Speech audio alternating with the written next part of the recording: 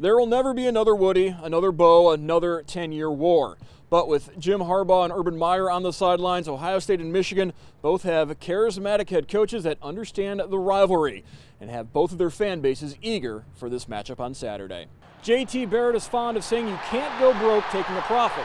Now, that's sound financial advice for the long term, but with just 3 games remaining for the showdown with Michigan, many of Buckeye Nation's investors are getting pretty antsy about the minimal returns from the offense. In Columbus, Mark Kuntz, BCSN. Part of the reason why we love college football is because of all of the traditions. Certainly there are plenty of traditions for a program like Ohio State. Well, at Maryland they have a tradition. When the Terrapin defense forces an offense into third down, the fans jingle their keys. Well, Saturday against Ohio State, the Buckeyes were over 50% on third down conversion, so clearly they weren't rattled by a little jingle, as one of the Ohio State traditions, Buckeye Nation taking over opposing stadiums, was in full effect at Byrd Stadium. It was a blend of the old and the new Saturday night at the Shoe, as Ohio State, wearing throwback uniforms inspired by Chick Harley's great teams of 1916, came out through a smokescreen and a laser grid and turned their laser attention on dismantling the 10th-ranked Nebraska Cornhuskers. In many ways, this game was the reversal of the Ohio State-Michigan 10-year war of the 70s.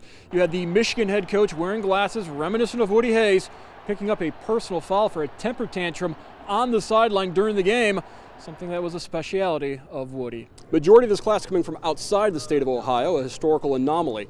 In fact, it is the smallest number of Ohioans by number and by percentage of the class of Urban's 6 years at Ohio State.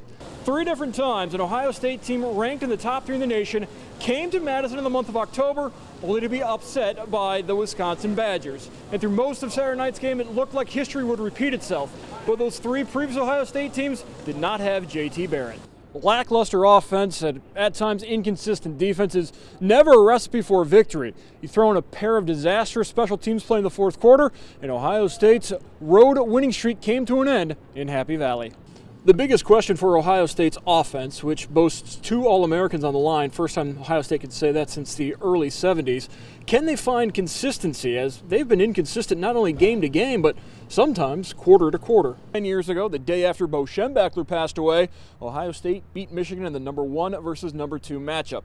And now this year, in the most anticipated contest since number 1 versus number 2, the shadow of both coaches reach across both sidelines. Ohio State's offense has struggled in the first quarter throughout this season. They script the first 12 plays. Well, against Northwestern, the first 3 times the Buckeyes had the ball, they scored. After that, the offense went into the doldrums until the fourth quarter, when the game was tied and the offense was needed the most.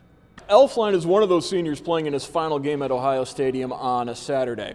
Now, the Outland Trophy finalist verbally committed to Luke Fickell during the uncertain days of July 2011.